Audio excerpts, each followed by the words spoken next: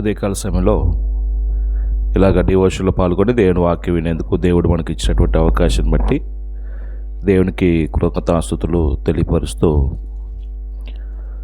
జూమ్లో పాల్గొన్న ప్రతి సహోదరికి సహోదరి మనందరికీ కూడాను, అలాగనే దేవుని వాక్యం వినేందుకు అవకాశాన్ని బట్టి సద్వినియోగం చేసుకుని ఆయన మాటలు వినే ప్రతి ఒక్కరికి కూడాను ప్రభు అయినటువంటి యేసుక్రీస్తు వారి శ్రేష్టమైన నామంలో హృదయపూర్వక వందనాలు తెలియపరుస్తున్నాను.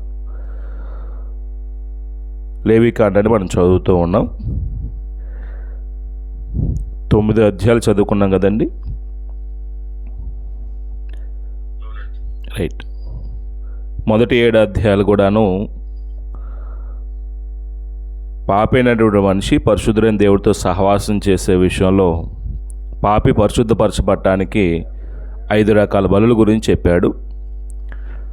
ఆ బలి అర్పించే క్రమంలో ఎవరు అర్పించాలి బలులు అని అంటే, దేవుని సన్నిధిలో ప్రతిష్ఠించబడిన వారు బలి అర్పించాలి.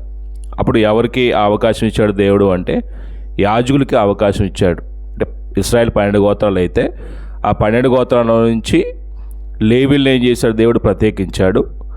లేవీల్లో నుంచి యాజక ధర్మం జరిగించడానికి, ప్రధాన యాజకత్వం జరిగించడానికి ప్రత్యేకించాడు. అప్పుడు యాజకులు ఏం చేయాలి? దేవుని సన్నిధిలో బలి అర్పించాలి. అప్పుడు 8వ అధ్యాయం మనం చూస్తుంది ఏంటంటే, యాజకులను ప్రతిష్ఠించిన విషయం చూసాం మనం. మోషే అహరోన్ని అతని కుమారుల్ని ప్రతిష్ఠించిన విషయాన్ని మనం చూసామండి.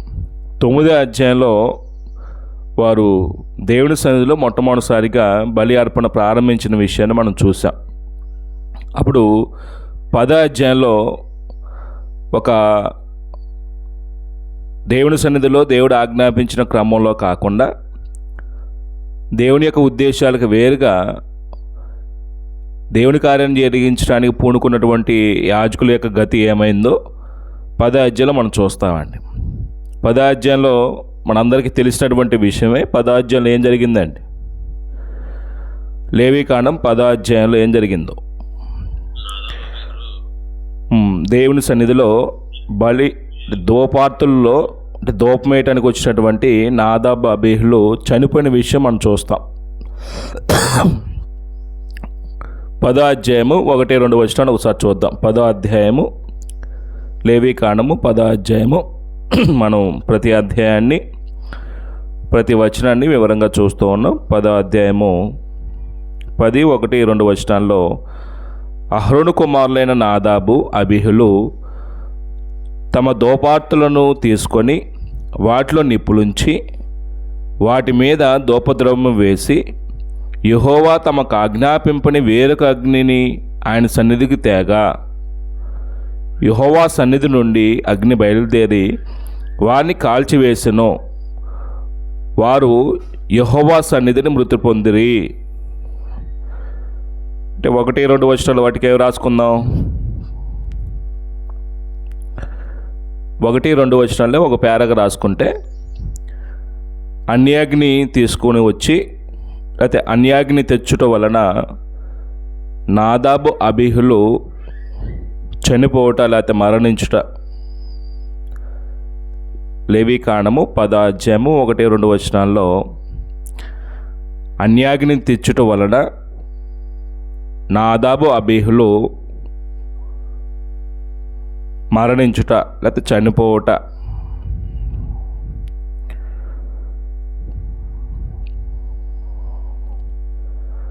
ఈ 2 వచనాలను కొద్దిగా వివరించుకోవడానికి ప్రయత్నం చేద్దాం. అహరోను కుమారులైన నాదాబు అబీహులు అంటే అహరోనుకి నలుగురు కుమారులు అయితే మొదటగా 2 గురించి ప్రస్తావించాడు. అభిషేకించబడిన వారు దేవుని సన్నిధిలో సేవ చేయడానికి దేవుడే వారిని ఏం చేశాడండి? ప్రత్యేకించాడు. అప్పుడు దేవుని సన్నిధిలో సేవ చేస్తున్నప్పుడు సేవ ఎలా చేయాలో దేవుడు చెప్పకుండా వాళ్ళని ఏం చేయలేదు? దేవుని సన్నిధిలో రమ్మని, దేవుని సన్నిధిలో ఈ పని చేయమని చెప్పలేదండి. అంటే దేవుడు తన ఆజ్ఞాపించి ఇలా చేయాలి, నా సన్నిధిలో నడుచుకోవాలని చెప్పిన తర్వాతే వాళ్ళని ఏం చేశాడండి? గుడారంలో సేవ చేయడానికి అవకాశం ఇచ్చాడండి. కానీ ఈ పడుచోళ్ళు ఇద్దరు కూడాను నాదాబు అబీహులు తమ తమ ధూపార్తులను తీసుకొని వాటిలో నిప్పులుంచి అంటే దేవుని సన్నిధిలో ధూపం వేయడానికి వచ్చారు వాళ్ళు ఒక రోజున. తమ తమ సన్నిధిలో దోపార్తులు ఉంచారు. వాళ్ళ దగ్గర ఉన్నటువంటి దోపార్తుల్లో నిప్పులు ఉంచారు. వాటి మీద దోపద్రవం వేశారు. అయితే జరిగిన పొరపాటు ఏంటంటే, తప్పిదం ఏంటంటే, యెహోవా తమకు ఆజ్ఞాపింపని వేరొక అగ్ని ఆయన సన్నిధి తేగా, అంటే దాన్ని ఏమన్నాడు అంటే అన్యాగ్ని అన్నాడండి. అన్యాగ్ని అనే మాట ఎందుకు వాడతారంటే, దేవుడు ఆజ్ఞాపించిన అగ్ని కాకుండా వేరొక అగ్ని తీసుకొచ్చి ఏం చేశారు, దేవుని దోపం వేయటానికి పూనుకున్నారండి. అయితే ఇప్పుడు ఏదైనా అగ్నే కదా, దేవుడికి కావాల్సింది దేవుని సందులో దోపం వేసి ఆ దోపార్తుల్లో నిప్పులు ఉంచినప్పుడు ఆ దోపార్తులు అంటే దోపవేదిక ఎక్కడ ఉండిద్దండి? పరిశుద్ధ స్థలమా, అతి పరిశుద్ధమా, లేకపోతే ఆవరణమా? ఎక్కడ ఉండిద్ది దోపవేదిక? దోపవేదిక ఎక్కడ ఉండిద్ది? ఎక్కడ ఉండిద్దండి? పరిశుద్ధ స్థలంలో ఉండిద్దండి.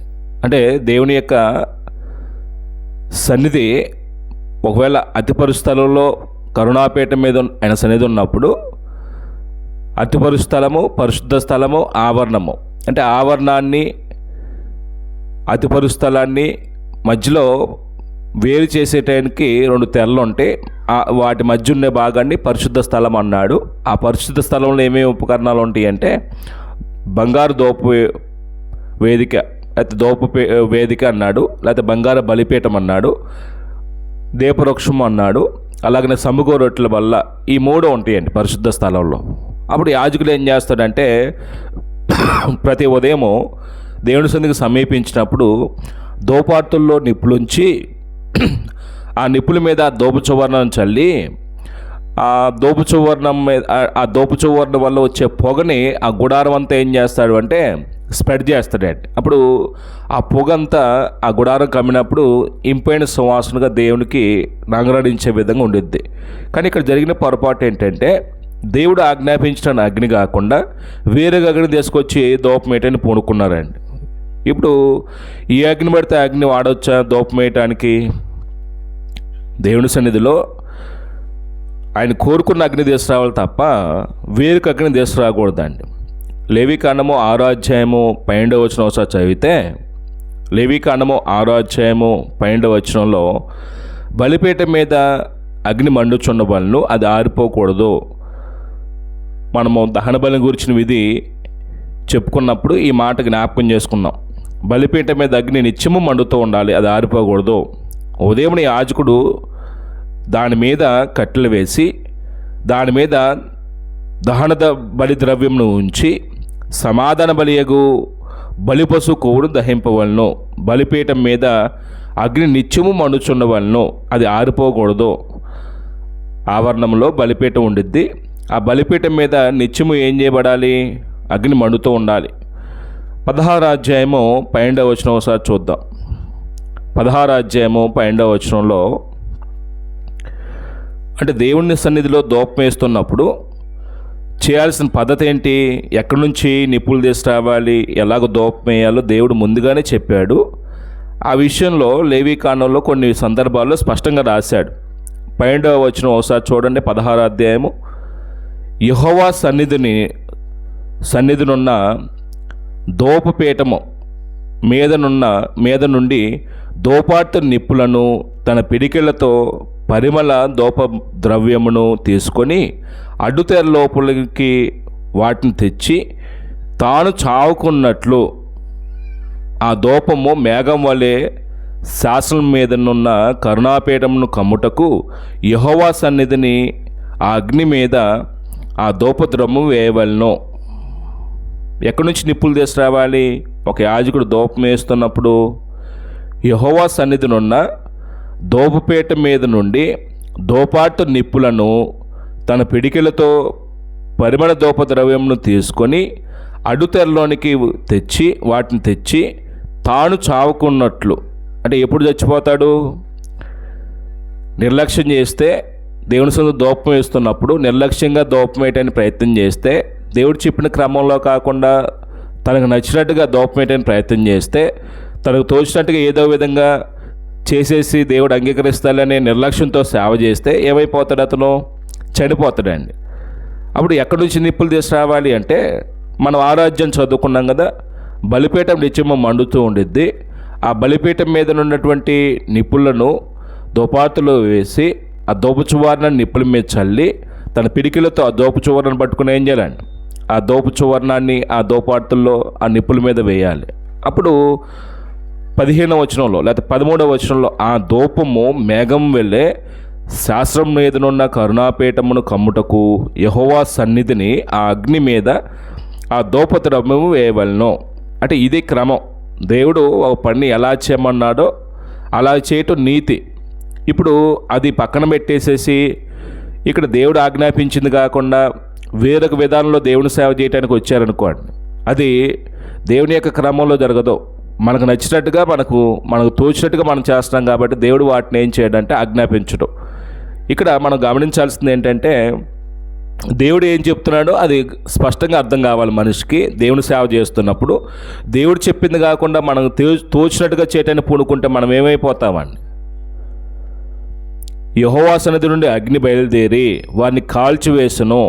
వారు యెహోవా సన్నిధిని ఏం చేయబడ్డారు, ఇద్దరు కూడా అన్నదమ్ములు మృతి నొందిరి అనే విషయాన్ని మనం చదువుతాం.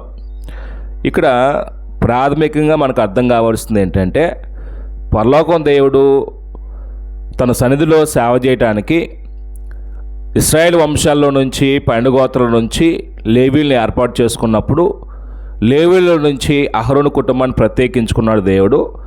వారికి ఇచ్చినటువంటి ఆధిక్యత ఏంటంటే ప్రజలకి దేవునికి మధ్యవర్తిగా ఉండి దేవుని సేవ చేయటం నియమించబడిన వారండి. యాజకుడు అంటే ప్రజల పక్షాన దేవుని సందుకు వచ్చి సేవ చేసేవాడు. ఎలా సేవ చేయాలి, తనకు నచ్చినట్టుగా తనకు తోచినట్టుగా సేవ జరిగించడానికి దేవుడు అధికారం ఇచ్చాడు అంటే లేదు. దేవుడు ఒక క్రమం చెప్పాడు. ఆ క్రమంలోనే దేవుని యొక్క సేవను ఏం చేయాలండి, కొనసాగించాలి. ఇక్కడ నాదాబ్ అబీహులు దేవుని సందుకు వచ్చి ధూపం వేయటానికి ప్రయత్నం చేశారు. ఇప్పుడు దేవుడికి కావాల్సిన ధూపం కావాలా, మాట వినటం కావాలా, లేకపోతే విధేయత కావాలా? దేవుడికి ఏది కావాలి? ధూపం ముఖ్యమా, దేవునికి విధేయత చూపించడం ముఖ్యమా? సామాన్యంగా మనం ఆలోచన చేసినప్పుడు ధూపం కంటే కూడాను దేవుడు విధేయత కోరుకుంటున్నాడు మానవుడి నుంచి. అంటే విధేయత అనే మాటకు అర్థం ఏంటంటే పర్యాపదంగా చూస్తే లోబడటం, లేకపోతే అణుకువ, లేకపోతే దేవుని సందులో దీనత్వం కలిగి ఉండటం, లేకపోతే దేవుని సన్నిధిలో నమ్రత కలిగి ఉండటం, లేకపోతే దేవుని కార్యాన్ని జరిగిస్తున్నప్పుడు మర్యాదపూర్వకంగా జరిగించటం, దేవుని యొక్క సార్వభౌమ అధికారాన్ని ఎరిగి ఆయన ఆజ్ఞాపించిన మాటని జవదాటకుండా ఆయన ఏ పద్ధతిలో చేయమని చెప్పాడో, ఎలా చేయమని చెప్పాడో అలాగనే చేయటం ధర్మం. దాన్ని పక్కన పెట్టారు. దేవుడికి కావాల్సిన ధూపమే కదా అనే ఉద్దేశంతో దేవుడు ఆజ్ఞాపించిన క్రమంలో కాకుండా వేరొక అగ్ని తీసుకొచ్చారు. ఆ వేరొక అగ్ని తీసుకొచ్చి దేవుడి సొంత ధూపం వేయటం వల్ల, అంటే ధూపం అయితే వేశారు దేవుడికి, ఆ ధూపం వేసే క్రమంలో ఆ గుడారం అంతా పొగని కమ్మే విధంగా ప్రయత్నం చేశారు. కానీ దేవుడు ఏం చేయలేదు, ఆ ధూపార్తుల్లో ఉన్నటువంటి ఆ బలి విధానాన్ని లేకపోతే ఆ ధూపాన్ని ఏం చేయలేదు అంటే దేవుడు లక్ష్య పెట్టలేదండి. అగ్ని తీసుకొచ్చి ధూపం పెట్టడానికి ప్రయత్నం చేసినప్పుడు పరలోకం నుంచి అగ్ని ఈ భూమి మీద ఉన్నటువంటి నాదాబ్ అబీహుల మీద గుడారంలో ఒక్కసారిగా ఏం చేశాడు, దేవుడు దహించి వేశాడు. ఇద్దరు అక్కడక్కడక్కడే దేవుని సందులో ఏం చేయబడ్డారండి, కాల్చివేయబడి చచ్చిపోయారండి. అంటే ఇక్కడ మనం నేర్చుకోవాల్సినటువంటి చిన్న ఆత్మసం పాఠం ఏంటంటే దేవుడు తన సార్వభౌమ అధికారాన్ని బట్టే ఆజ్ఞ జారీ చేసినప్పుడు ఆయన ఆజ్ఞ ఏం చేయకూడదు, మీరు ప్రయత్నం చేయకూడదండి. ద్వితోపదేశకాండము 4వ అధ్యాయము 2వ వచనం మనం చదువుతున్నప్పుడు, ద్వితోపదేశకాండము 4వ అధ్యాయము చాలా సందర్భాల్లో ఈ మాటలు మనం మాట్లాడుకుంటూ వచ్చాం. ద్వితోపదేశకాండము 4వ అధ్యాయము 2వ వచనం ఒకసారి చదువుదామా. ద్వితోపదేశకాండము 4వ అధ్యాయం 2వ వచనం ప్రకారంగా, మీ దేవుడైన యెహోవా ఇచ్చిన ఆజ్ఞలను మీకు ఆజ్ఞాపించుచున్నాను. దేవుడు మోషేతో ఇచ్చినటువంటి ఏ ఆజ్ఞ అయితే ఉన్నాయో ఆ సమస్త విధమైన ఆజ్ఞలను ఏం చేస్తున్నాడు మోషే, ఇశ్రాయేలు సర్వ సమాజానికి ఆజ్ఞ జారీ చేస్తున్నాడు. అప్పుడు అంటున్నాడు, వాటిని గైకొనుట యందు నేను మీకు ఆజ్ఞాపించిన మాటతో దేన్ని కలపకూడదు, దాని నుండి లేకపోతే దానిలో నుండి దేన్ని తీసివేయకూడదు. అంటే పరలోకం దేవుడు తన ఆజ్ఞని మార్చడానికి దేవుడు ఇష్టపడేవాడు కాదండి. దేవుడు ఏది చెప్పాడో అదే చేయాలి తప్ప ఆజ్ఞకి ఏం చేయకూడదు, ఏదైనా కలపటం కానీ లేకుంటే ఏదైనా తీసివేయటానికి కానీ దేవుడు ఇష్టపడేవాడు కాదు. ఎందుకంటే ఆయన సార్వభౌమాధికారాన్ని బట్టి ఆయన సంకల్పాన్ని తన పోలికలు సృష్టించుకున్న మనుషులు తన యొక్క ఉద్దేశం జరిగించడానికి తన సంకల్ప ప్రకారం బ్రతకడానికి దేవుడు ఇచ్చినటువంటి కొన్ని నియమాలను ఆజ్ఞలు అయితే ఆజ్ఞాపించిన పద్ధతిలోనే దేవుని యొక్క కార్యాలు చేయాలి తప్ప సొంత పద్ధతుల్లో దేవుని కార్యాలు చేయడానికి ఏం చేయకూడదండి, పూనుకోకూడదండి. 12వ అధ్యాయము ద్వితీయోపదేశకాండము 32వ వచనం కూడా ఒకసారి చూడండి. 12వ అధ్యాయం 32వ వచనం కూడా ఒకసారి నేను అది జ్ఞాపకం చేస్తాను. 12వ అధ్యాయం 32వ వచనంలో తీసారా? 12వ అధ్యాయం 32వ వచనంలో ద్వితీయోపదేశకాండమే నేను చదువుతున్నాను, గమనించండి. నేను మీకు ఆజ్ఞాపించుచున్న ప్రతి మాటను అనుసరించి చేయవలను. అంటే దేవుడు ఆజ్ఞాపించే ప్రతి మాటను దాన్ని కుడికి కానీ ఎడమకు కానీ తొలగకూడదండి. అంటే దాన్ని మనకిష్టమైన పద్ధతిలో మలుచుకోవడానికి దేవుడు మనకు అధికారం ఇవ్వాల. ఏ పద్ధతిలో దేవుడు చేయమంటున్నాడో అదే పద్ధతిలో దేవుని యొక్క కార్యాలు చేయాలి తప్ప మనకు నచ్చినట్టుగా ఇక్కడ మన జ్ఞానాన్ని ఉపయోగించడమో మన తెలివితేటలను ఉపయోగించడమో లేకపోతే మనకు నచ్చినట్టుగా ఏదన్నా విధానంలో చేసి దేవుడు అంగీకరించబడే విధంగా చేద్దాం అనుకుంటే అది తప్పే. అంటే దేవుడు ఒక క్రమం చెప్పిన తర్వాత నేను మీకు ఆజ్ఞాపించున్న ప్రతి మాటను అనుసరించి చేయవలను, దానిలో నీవు ఏమీ కలపకూడదు, దానిలో నుండి ఏమీ తీసివేయకూడదు అన్నాడండి. అంటే పరలోకం దేవుడు తన చిత్తాన్ని జరిగించే విషయంలో మానవులకు ఇచ్చినటువంటి ఆజ్ఞల్లో అప్పుడు ఆజ్ఞాపించిన మాటలు ఏం చేయకూడదు, మనిషి నిర్లక్ష్య పెట్టకూడదండి. ఇక్కడ నాదాబబ్బీల దగ్గర మనం ఏం నేర్చుకోవాలి? నాదాబబ్బీల దగ్గర నుంచి మనం ఏం నేర్చుకోవాలండి?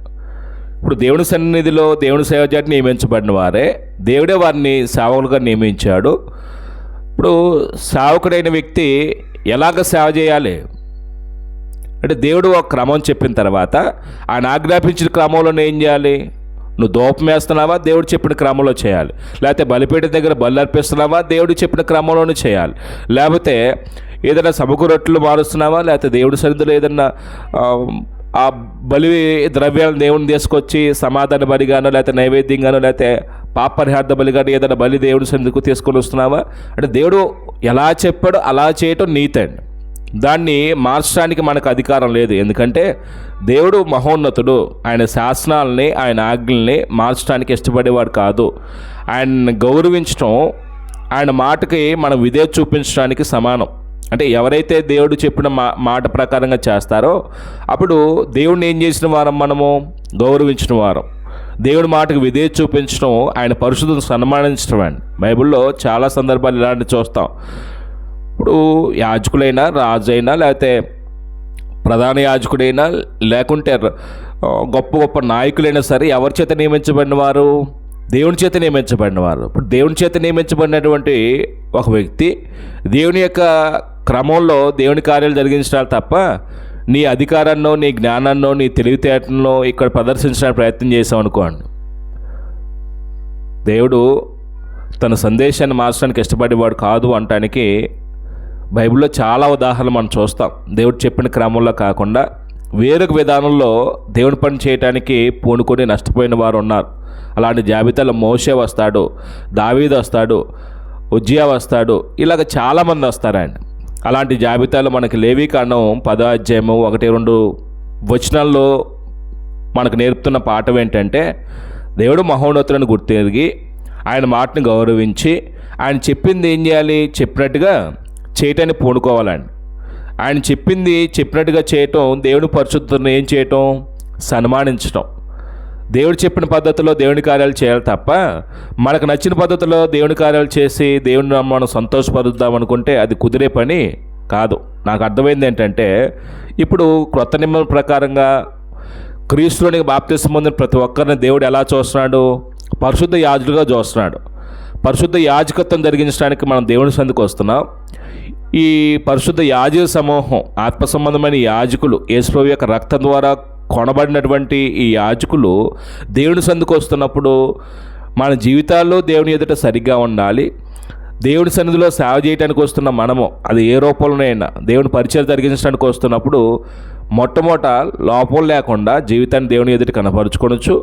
దేవుడు ఒకవేళ నీకు బోధ చేసే సామర్థ్యం ఇచ్చాడా? దేవుడు చెప్పినటువంటి ఆజ్ఞలోనే దేవుడు చెప్పినటువంటి బోధన ఏం చేయాలి? ప్రజలకి నేర్పించాలి. బోధ కానీ సువార్త కానీ వేరొక బోధ తీసుకురావడానికి అధికారం లేదు, వేరొక విధానంలో సేవ జరిగించడానికి అధికారం లేదు. ఇప్పుడు ధూపం వేయటం అనేది పరిశుద్ధమైన కార్యం. పరిశుద్ధమైన కార్యం కాస్త దేవుడు ఆజ్ఞాపించిన అగ్ని కాకుండా వేరొక అగ్ని తీసుకురావటం వల్ల ఏమైపోయిందండి? పవిత్రమైన కార్యం కూడా అపవిత్రమైపోయిందండి. ఇక్కడ దేవుడి యొక్క సేవ చేస్తున్న వ్యక్తి ఒక వ్యక్తిని బాప్తిస్మం ఇచ్చి దేవుని రాజ్యపౌరుడిగా చేయాలి.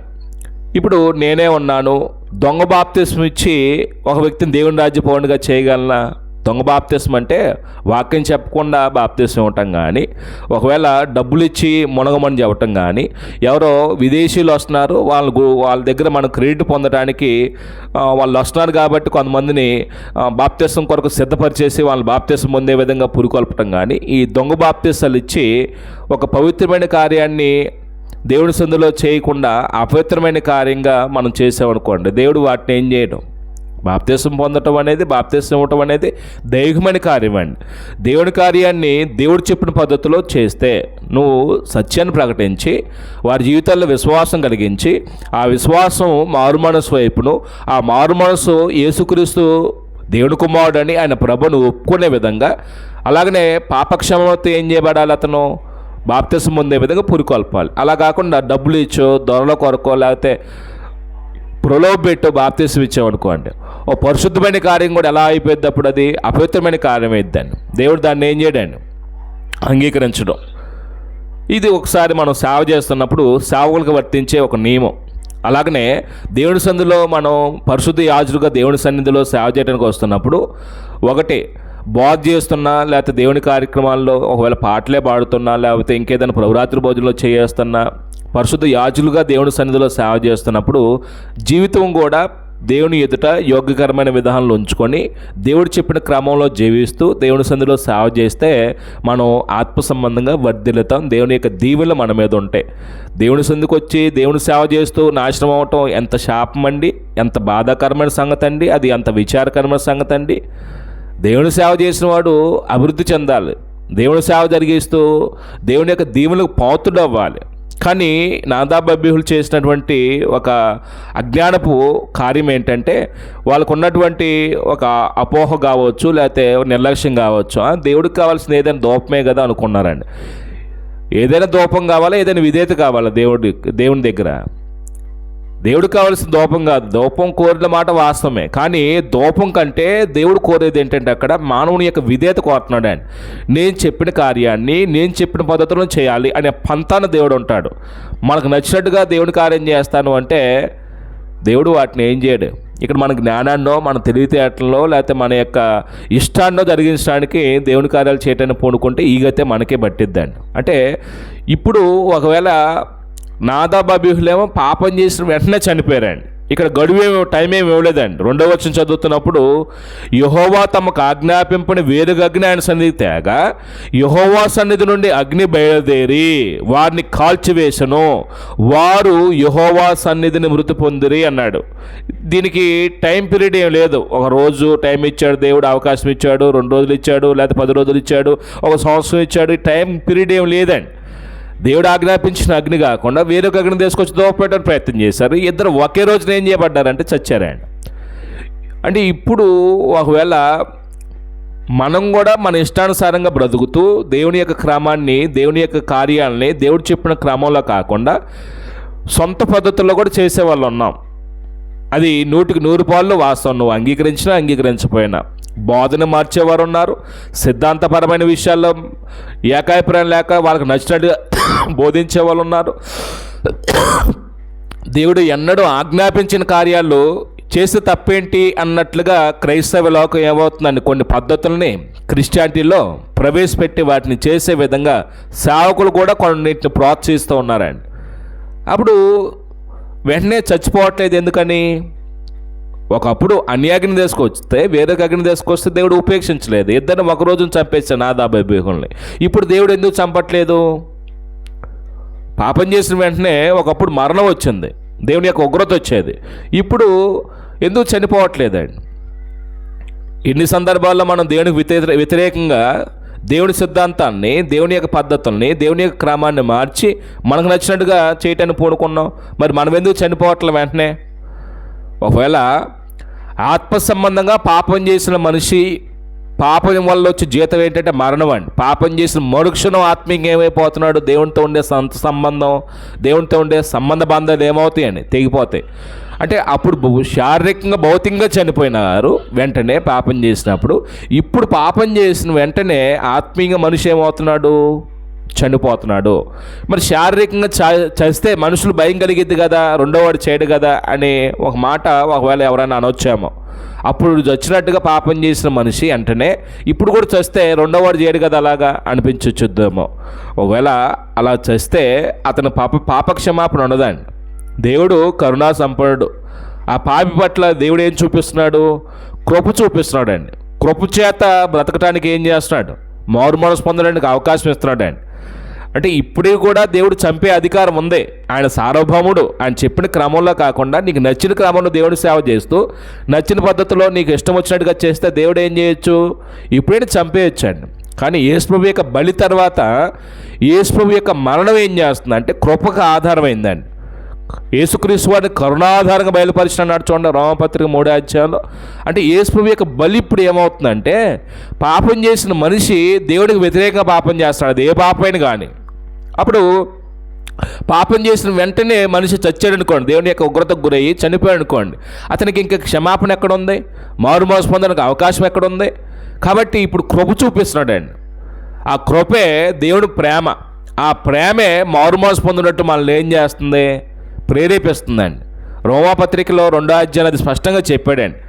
ఆయన అనుగ్రహైశ్వర్యమును, ఆయన సహనమును, ఆయన దీర్ఘశాంతమును తృణీకరించుదువా అంటే మనుషులు, దేవుడేమో కృప చూపిస్తాడు మారు మనసు పొందటానికి. కానీ మనుషుల యొక్క నైతికత ఎంత హీనాతిహీనంగా దిగజారిపోయిద్దంటే 2వ అధ్యాయంలో మనం చదువుతున్నప్పుడు 3వ వచనం నుంచి లేకపోతే 4వ వచనం నుంచి చెప్తున్నాడు. అక్కడ దేవుని అనుగ్రహము మారు మనసు పొందుటకు నిన్ను ప్రేరేపించినది ఎరుగక. దేవుని యొక్క అనుగ్రహం, ఆయన ఇచ్చే అవకాశం, ఆయన ఇచ్చే కృప ఏం చేస్తే మారు మనసు పొందినట్టు ప్రేరేపిస్తుందండి. అది ఎరగక మనిషి ఏం చేస్తున్నాడు, ఆయన అనుగ్రహమును, ఆయన సహనమును, ఆయన దీర్ఘశాంతమును ఏం చేస్తున్నాడు, మనిషి తృణీకరించుతున్నాడు. తృణీకరించడానికి కారణం ఏంటంటే తను తానే దేవుని యొక్క ఉగ్రతకి ఏం చేస్తున్నాడు, అప్పగించుకుంటున్నాడు అండి. దేవుడేమో మారు మనసు పొందడానికి ప్రతి పాపి విషయంలో అవకాశం ఇస్తున్నాడు. నాన్న ఇది సరైనది కాదు, నీ విశ్వాసం సరైనది కాదు, నీ ఆత్మీయ జీవితం నా ఎదురు సరిగ్గా లేదు, నేను కోరుకున్న విధానం ఇది అని దేవుడు తన సందేశాన్ని పదే పదే పదే పదే మానవాళికి తెలియపరుస్తూ మారు మనసు పొందడం దేవుడు ఏం చేస్తున్నాడండి, అవకాశం ఇస్తుంటే మనుషులు ఏం చేస్తున్నారు, ఆయన దీర్ఘశాంతాన్ని, ఆయన సహనాన్ని తృణీకరిస్తూ ఉన్నారు. చాదిగంతనంగా కొంతమంది చూసేవాళ్ళు ఉన్నారు, హేళనగా చూసేవాళ్ళు ఉన్నారు. అప్పుడు అంటున్నాడు, దీర్ఘశాంతం తృణీకరించుదువా, నీ కాఠిన్యమును మార్పు పొందని నీ హృదయమును అనుసరించి ఉగ్రత దినమందు, నీ కఠినత్వాన్ని మార్పు పొందని హృదయాన్ని అనుసరించి ఉగ్రత దినమందు అనగా దేవుని న్యాయమైన తీర్పు బయలుపరుచు దినమందు నీకు నీవే ఉగ్రతను సమకూర్చుకొనుచున్నావు. ఎవరో ఉగ్రతనే నీ మీదకి రానివట్లా, ఎవరో ఉగ్రత నీకు రావట్లా, నీకు నీవే ఏం చేస్తున్నావు, మారు మనసు పొందకుండా ఆయన అనుగ్రహైశ్వర్యాన్ని, ఆయన సహనాన్ని తృణీకరించి, ఆయన దీర్ఘశాంతం తృణీకరించి కాల్దాన్ని, తృణీకరించడం అంటే కాల్దంటవాడిని, కాలుతో ఎదురుదనటానికి సంబంధించుతాను. తృణీకరించి ఆయన ఉగ్రతను ఏం చేస్తున్నాడు, మనిషి సమకూర్చుకుంటున్నాడు. ఈ విషయాలు మన జ్ఞాపకం ముగించుకుందాం. 7:30 అయిపోయింది, మన టైం అయిపోయింది. అంటే 10వ అధ్యాయం 1-2 వచనాల్లో మనం ఏం నేర్చుకున్నామండి అంటే ఆ పేరాన్ని ఏ మాట చదువు పెట్టుకున్నామంటే అన్యాగ్ని తెచ్చటం వలన నాదాబు అబీహులు మరణించుట, అలా చనిపోవట. అక్కడ నీతి ఏంటి అని చూస్తే దేవుడు ఆ కార్యాన్ని ఎలా చేయమని ఆజ్ఞాపించాడు అలాగనే చేయటం నీతి.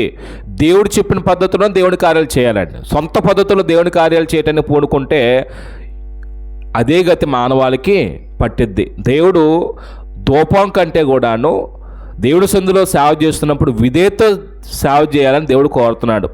మొదటి నిబంధనలో శరీర సంబంధమైన కార్యాలు అయితే ఇప్పుడు ఆత్మ సంబంధ కార్యాలు. ఇప్పుడు ధూపం ఏంటండి, ఇప్పుడు మనం వేసే ధూపం ఏంటో, పరిశుద్ధ యాజకులు వేసే ధూపం ఏంటో, క్రొత్త నిబంధన యాజకులు వేసే ధూపం ఏంటండి?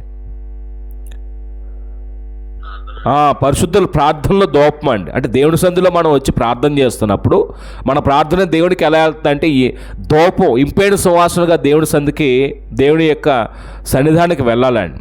అంటే ఇప్పుడు మనం చేస్తున్న ప్రార్థన దేవునికి దోపంగా వెళ్ళాలంటే, పరిమళ దూపంగా దేవుడు ఇంపైన సువాసన అంగరాణించాలంటే, అప్పుడు ప్రార్థన చేస్తున్న వ్యక్తి ఎలా ఉండాలి?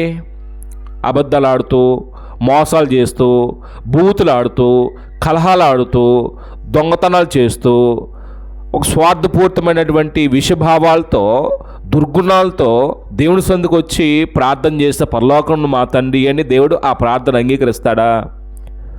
అంటే జీవితంలో లోపం లేకుండా, ప్రవర్తనలో లోపం లేకుండా, దేవుడి ఎదుట మన ప్రవర్తన యోగ్యకరమైన విధానాలు ఉంచుకొని దేవుని సందులో ఏం చేయాలండి?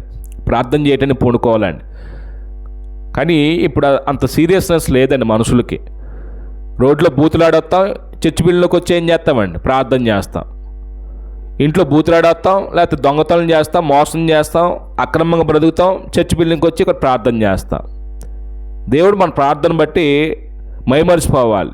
దేవుడు అబ్బా నా కుమారుడు ప్రార్థన చేస్తున్నాడని అడిగినవన్నీ ఇచ్చేయాలి. అంటే దేవుడు అలాంటి మనస్తత్వం, వీక్ మనస్తత్వం కలిగిన వాడు కాదు. దేవుడు నన్ను క్షమించాలి. కాబట్టి ఇది మనం ఒక హెచ్చరిక. అప్పుడు అహరోను పరిస్థితి ఏంటండి? ఒకేసారి 2 పిల్లలను పోగొట్టుకున్నాడు ప్రధాన యాజకుడు. ఏడవచ్చండి? జుట్టు పెరుకోవచ్చా? గడ్డం పెరుకోవచ్చా? తలను పాగా తీసేయవచ్చా ప్రధాన యాజకుడు? ఏడవటానికి అవకాశం లేదు. బిడ్డలను సమాధి చేయడానికి అవకాశం లేదు. శవాన్ని ముట్టకూడదండి ఇక్కడ ప్రధాన యాజకుడు. అంటే అంత నిష్ఠగా దేవుడు వారికి నియమాలు ఇచ్చాడండి. అక్కడ ఒక మాట ఉండిద్దండి, నేను అది చదివి ముగిస్తాను. 3వ వచనంలో, అప్పుడు మోషే అహరోనుతో ఇట్లనెను, ఇది యెహోవా చెప్పిన మాట, నా ఎద్దు నుండు వారి యందు, అంటే నా ఎద్దు నుండి వారి యందు నేను నిన్ను పరిశుద్ధపరుచుకొందును, అంటే ప్రత్యేకించుకుంటాను అని దేవుడు అహరోనుతో చెప్తున్నాడు. మోషే అహరోనుతో చెప్తున్నాడు. ఏమని? యెహోవా చెప్పిన మాటగా చెప్తున్నాడు. నా ఎద్దు నుండి వారి యందు నేను నిన్ను పరిశుద్ధపరుచుకొందును, ప్రజలందరి ఎదుట నన్ను మహిమపరుచుకొందును. అంటే దేవుడు అహరోను ప్రత్యేకిస్తాడు, ప్రతిష్ఠిస్తాడు. రెండో విధంగా తర్వాత తన సన్నిధిలో దేవుడు ఏం చేస్తాడంట అండి? తను మహిమపరుచుకుంటాడంట అండి. నన్ను మహిమపరుచుకొందును ప్రజలందరి ఎదుట. అహరోను మౌనంగా ఉండగా, అహరోను ఈ మాటలకి ఎలా ఉన్నాడండి? మౌనంగా ఉండిపోయాడు. అంటే మౌనంగా ఎందుకు ఉండిపోయాడు? ఒకవేళ బిడ్డలు ఘనకార్యం చేస్తే తలెత్తుకునేవాడండి, సంతోషించేవాడు.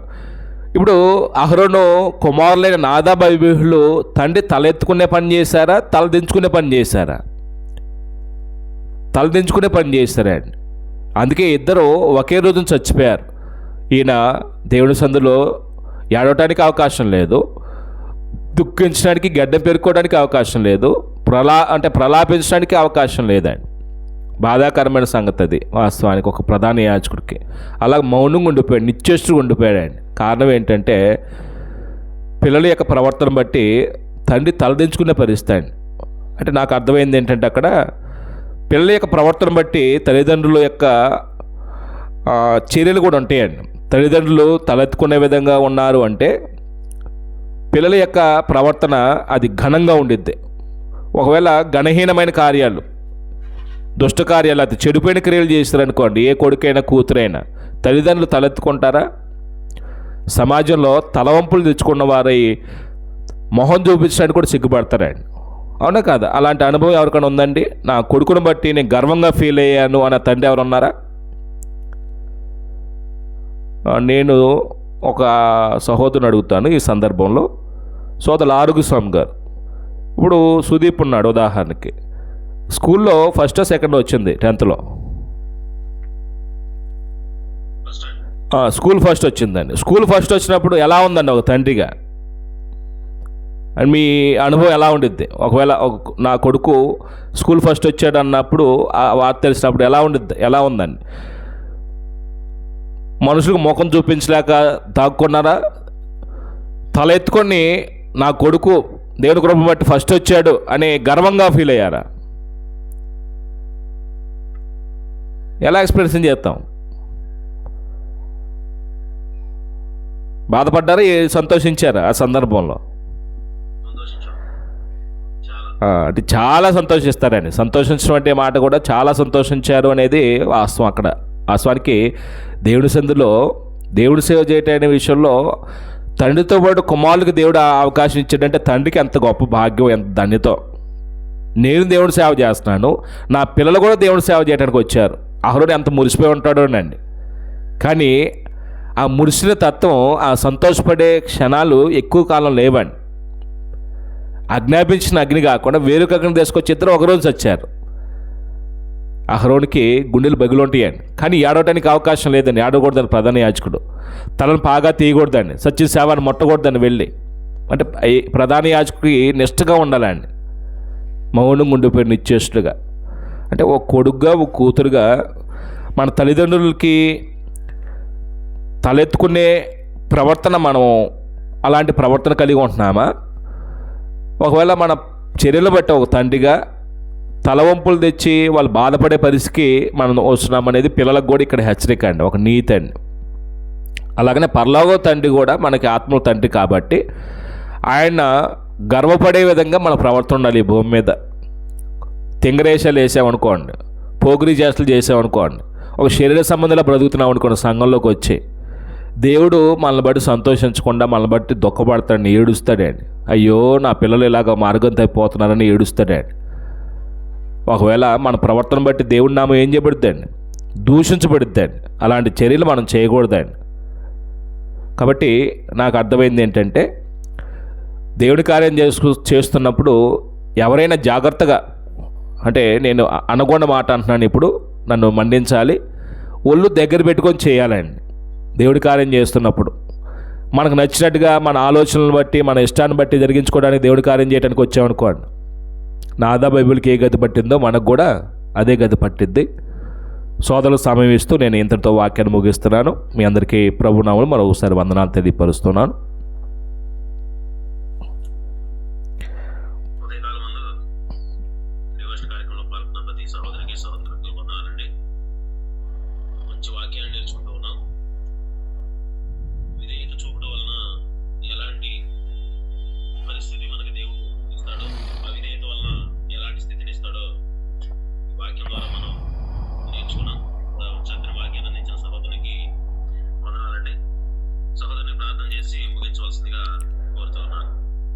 రైట్, ప్రార్థన చేసుకుని మనం ముగించుకుందాం. సిస్టర్ గారు చెప్పండి. ఓకే, తప్పకుండా సిస్టర్ గారు. ఇంకేమన్నా ప్రేయర్ రిక్వెస్ట్ ఏమంటే చెప్పండి, ప్రార్థన పెడదాం.